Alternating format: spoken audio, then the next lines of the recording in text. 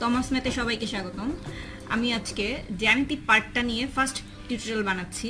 আর আমার ফার্স্ট কনসেপ্টটা হচ্ছে বৃত্ত নিয়ে, কারণ বৃত্ত থেকে বিভিন্ন ধরনের পরীক্ষায় বেশি অঙ্ক আসে। সো বৃত্ত নিয়ে আমি আজকে আমার জ্যামিতির ফার্স্ট পার্ট শুরু করব। তো বৃত্ত নিয়ে শুরু করার আগে কয়েকটা বেসিক কনসেপ্ট আমরা একটু দেখব।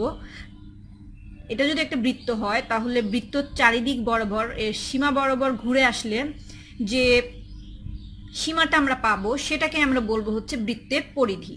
তাহলে বৃত্তের পরিধি হচ্ছে 2πr, এটা আমাদের মুখস্থ রাখতে হবে। আচ্ছা, এটা হচ্ছে বৃত্তের কেন্দ্র, আর বৃত্তের কেন্দ্র থেকে এই যে পরিধি পর্যন্ত যে রেখা টানবো সেটাকে আমরা বলবো বৃত্তের ব্যাসার্ধ, আর ব্যাসার্ধকে আমরা আর হিসেবে ধরি।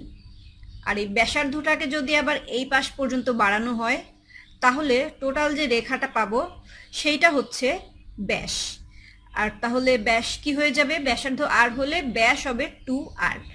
আর আরেকটা বিষয় ইম্পর্টেন্ট মনে রাখা, সেটা হচ্ছে বৃত্তের যে বৃহত্তম ব্যাস হয় সেটাই কিন্তু হয় জ্যা, সেটাই কি হয় জ্যা।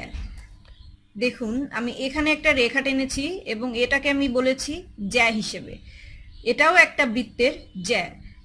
বৃত্তের পরিধির উপর যে কোনো দুটো বিন্দু যদি আমরা আঁকি, আবার সেই দুটোকে যদি সংযোগ করি তাহলে সেটা একটা জ্যা হয়ে যায়।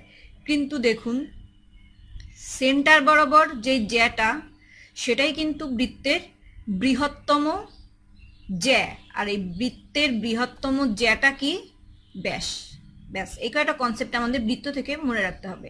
বৃত্ত নিয়ে আমাদের যে অঙ্কগুলো বেশি আসে সেটা হচ্ছে বৃত্তের অন্তর্লিখিত ত্রিভুজ, বৃত্তের অন্তর্লিখিত চতুর্ভুজ, এই টাইপের অঙ্ক আসে। সো এই অঙ্কগুলো সলভ করার জন্য ত্রিভুজ থেকে বা চতুর্ভুজ থেকে যে কনসেপ্টগুলো জানা দরকার সেগুলো আমি এখন জানবো।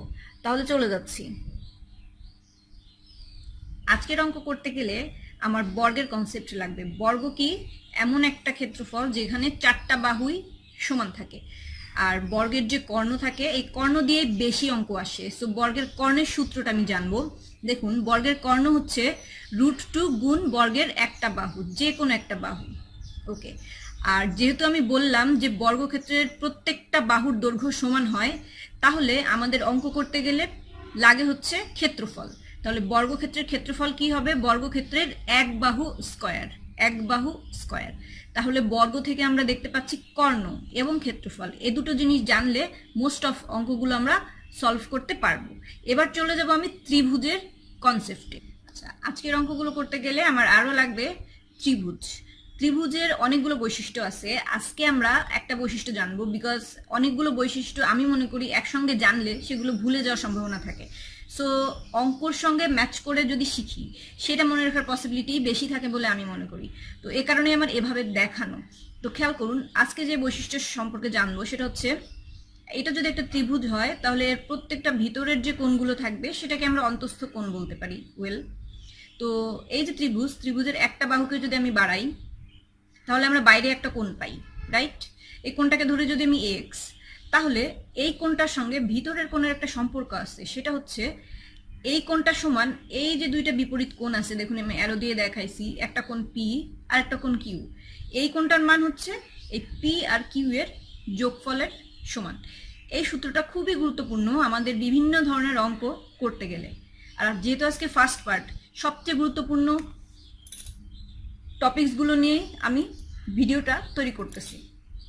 সিমিলারলি বুঝতেই পারতেছেন, যদি আমি এই দিকের বাহুটাও বাড়াই আর এই কোণটাকে যদি আমি ওয়াই হিসেবে ধরি তাহলে এই কোণটা কি হবে, এই দুইটা পি এবং আর এর যোগফলের সমান। ওকে, ত্রিভুজের একটা বৈশিষ্ট্য জানলাম। এবার আমি সমদ্বিবাহু ত্রিভুজের একটা বৈশিষ্ট্য জানব। আচ্ছা, ত্রিভুজের আরেকটা বৈশিষ্ট্যের মধ্যে বা আরেক ধরনের ত্রিভুজের মধ্যে আছে হচ্ছে সমদ্বিবাহু ত্রিভুজ। তাহলে যখন একটা ত্রিভুজের দুইটা বাহু, দেখুন এই দুইটা বাহুকে আমি মার্ক করছি, সমান হয়, বাহু দুইটা যদি সমান হয় সেটাকে আমরা সমদ্বিবাহু ত্রিভুজ বলতে পারি। তো যে বৈশিষ্ট্যটা আমাদের সবচেয়ে বেশি প্রয়োজন হয় সেটা হচ্ছে, যখন এই দুইটা বাহু সমান হয় তখন এর যে বিপরীত কোণ আছে এই কোণ দুইটাও সমান হয়, মানে একই হয় কোণ দুইটার মান। এই কোণটা যদি এক্স ডিগ্রি হয় তাহলে এই কোণটাও কি হবে, এক্স ডিগ্রি। এটা হচ্ছে সমদ্বিবাহু ত্রিভুজের একটা বৈশিষ্ট্য এবং সবচেয়ে গুরুত্বপূর্ণ বৈশিষ্ট্য, যেটা আমাদের বিভিন্ন অঙ্ক করতে গেলে লাগে। আচ্ছা, তাহলে লাস্ট বৈশিষ্ট্যটা আমি এখন দেখব ত্রিভুজের। সমকোণী ত্রিভুজ।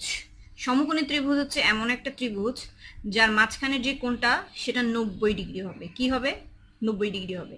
আচ্ছা, এখান থেকে আমরা আজকে শুধুমাত্র যে জিনিসটা শিখব সেটা হচ্ছে কখন আমরা একটা ত্রিভুজকে সমকোণী ত্রিভুজ বলতে পারবো। দেখুন, যখন এই ত্রিভুজের যে 3টা বাহু আছে এই 3টা বাহুর অনুপাত 3:4:5 হবে, এটা আমাদের একদম মুখস্থ রাখতে হবে। তখন আমরা একটা ত্রিভুজকে সমকোণী ত্রিভুজ বলতে পারবো। এবং এই যে অনুপাতটা দেখতেছি এই অনুপাতের গুণিতক, প্রত্যেকটা গুণিতক, যেমন 3:4:5কে যদি আমি 2 দিয়ে গুণ করি তাহলে কত পাবো? 6:8:10, এইটাও একটা সমকোণী ত্রিভুজ হবে। আবার যদি এই অনুপাতটাকে 3 দিয়ে গুণ করি তাহলে কত হচ্ছে? 9:12:15, এইটাও একটা কি হবে? সমকোণী ত্রিভুজ হবে। এই বিষয়গুলো খুবই ইম্পর্টেন্ট। এছাড়াও যদি এই যে বাহুগুলোর অনুপাত 5:12:13 হয় তাহলেও সেটা সমকোণী ত্রিভুজ হবে। এই কটা অনুপাত আমাদের মুখস্থ রাখতে হবে, কারণ মুখস্থ রাখলেই আমরা অঙ্ক দেখা মাত্র অ্যান্সার করে ফেলতে পারবো। আর 7:24:25 অথবা 8:15:17 এরকম আরও অনেক অনুপাত আছে, বাট এই কটা অনুপাত মনে রাখলেই চলে। মোস্ট ইম্পর্টেন্ট অনুপাত হচ্ছে আমাদের 5:12:13। এটা থাকলেই সেটা কি হয়ে যাবে? একটা সমকোণী ত্রিভুজ। আর এই সমকোণী ত্রিভুজের কনসেপ্টটা বৃত্তর অঙ্ক করতে গেলে খুবই গুরুত্বপূর্ণ। তাহলে আজকে অঙ্কতে ঢুকে যাব এখন আমি। প্রথম অঙ্কটা দেখুন, ত্রিভুজের যে কনসেপ্টগুলো শিখছি সেটাকে জাস্টিফাই করার জন্য একটা অঙ্ক আমরা দেখি। ত্রিভুজ এবিসি এর বিসি বাহুকে ডি পর্যন্ত বাড়ানো হলো। জ্যামিতির অঙ্কগুলোর ক্ষেত্রে আগে আমাদের ফিগার কল্পনা করতে পারতে হবে। এখানে এবিসি একটা ত্রিভুজ বলছে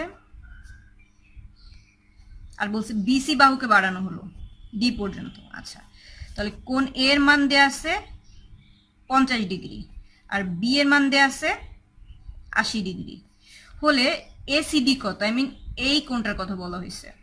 আর আমরা একটু আগে কি শিখছি? এই কোণটা সমান সমান হচ্ছে ভিতরের যে বিপরীত কোণ দুইটা আছে তার যোগফল। তার মানে 50 ডিগ্রি প্লাস 80 ডিগ্রি। খুব ইজিলি আমরা বুঝতে পারতেছি 130 ডিগ্রি উত্তর হয়ে যাবে খ। চলে যাব নেক্সট অঙ্কতে।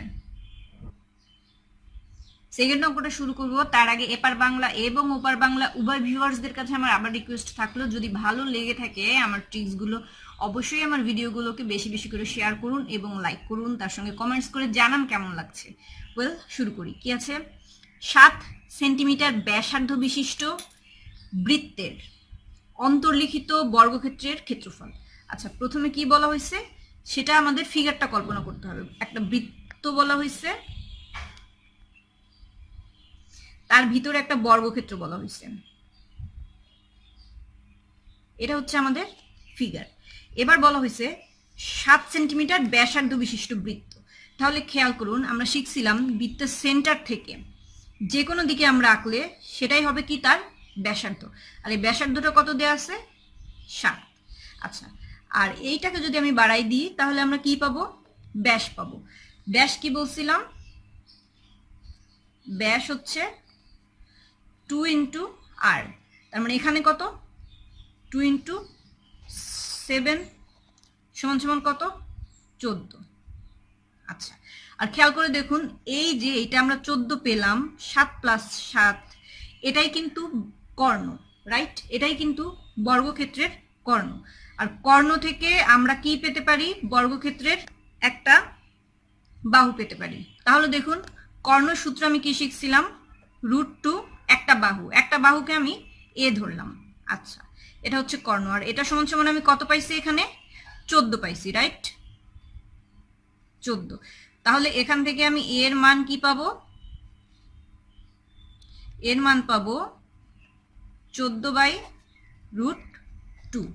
আর এটা যদি আমি পাই তাহলে আমরা আরেকটা কনসেপ্ট শিখছি। সেটা কি শিখছি? বর্গক্ষেত্রের ক্ষেত্রফল হচ্ছে এই যে একটা বাহু, এই একটা বাহুর স্কয়ার। তাহলে এই একটা বাহুকে যদি আমি স্কয়ার করি তাহলে কি চলে আসবে উপরে?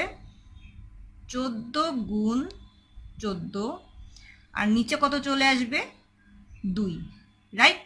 কারণ √2কে যদি আমি স্কয়ার করি আমার আসে 2। তাহলে এখান থেকে কাটাকাটি করলে 7 দুগুণ 14, আর 7 দিয়ে যদি 14 গুণ করি তাহলে আমার কত থাকবে 98। কত হয়ে যাবে? অপশন ক হয়ে যাবে উত্তর 98। আচ্ছা, তাহলে চলে যাবে এবার নেক্সট অঙ্কটাতে। আচ্ছা, এটা কি আছে? লাস্ট অঙ্কটা শুরু করব। তার আগে আবারও রিকোয়েস্ট থাকবে, যারা আমার ভিডিওগুলো নতুন দেখছেন তাদের যদি ভালো লাগে আমার ট্রিক্সগুলো, অবশ্যই আমার চ্যানেলকে সাবস্ক্রাইব করবেন এবং পাশের বেল বাটনেও প্রেস করবেন, বিকজ আমি কিন্তু প্রতিনিয়তই এরকম নতুন নতুন ভিডিও নিয়ে আপনাদের সঙ্গেই থাকি। আর প্লিজ অবশ্যই বেশি করে শেয়ার করবেন যদি ভালো লেগে থাকে আমার ভিডিওগুলোকে। তো কি আছে? একটি বৃত্তের পরিধি দেয়া আছে 132 সেন্টিমিটার ও ক্ষেত্রফল দেয়া আছে 1386 বর্গ সেন্টিমিটার। বৃত্তটির বৃহত্তম জ্যায়ের দৈর্ঘ্য কত? আমরা একটু আগে শিখছি যে বৃহত্তম জ্যা যেটা সেটা হচ্ছে 2r, আর সেটাই হচ্ছে কি ব্যাস, রাইট? এটাই বের করতে বলছে আমাদেরকে। এটা যদি একটা সার্কেল হয়, তাহলে এখানে দুইটা জিনিস দেওয়া আছে, একটা হচ্ছে পরিধি, একটা হচ্ছে ক্ষেত্রফল। খেয়াল করুন, পরিধি আমরা শিখছিলাম একটু আগে 2πr। পরিধি সমান দেয়া আছে কত? 132। এখানে দুটো মান দেয়া থাকলেও আমাদেরকে কনফিউজ করার জন্যই দুটো মান দেয়া আছে। এখান থেকেই আমি 2r এর মান পেয়ে যাচ্ছি, যেটা হচ্ছে বৃহত্তম জ্যা, তার মানে হচ্ছে ব্যাস। তো এখান থেকে আমরা যদি 132কে পাই দিয়ে ভাগ করে দিই তাহলে হয়ে যাচ্ছে, আমাদের যে এক্সট্রা মানটা দেয়া আছে ইউজ করার দরকার হচ্ছে না, 132। আর পায়ের মান হচ্ছে 22/7। তাহলে 22/7কে যদি আমি উল্টো করে লিখি, নিচে থাকতেছে 22 আর উপরে কত চলে যাচ্ছে? 7। এটা দিয়ে এটা কাটলে থাকে 6। তাহলে 6×7=42 সেন্টিমিটার। এটাই হয়ে যাবে আমার উত্তর, অপশন হয়ে যাবে খ। আচ্ছা, তাহলে আজকে এই পর্যন্তই থাক। আমরা আবার পরবর্তী টিউটোরিয়ালে বৃত্ত নিয়ে কথা বলবো। আশা করি সবাই বুঝতে পেরেছেন। তাহলে দেখা হচ্ছে পরবর্তী টিউটোরিয়ালে।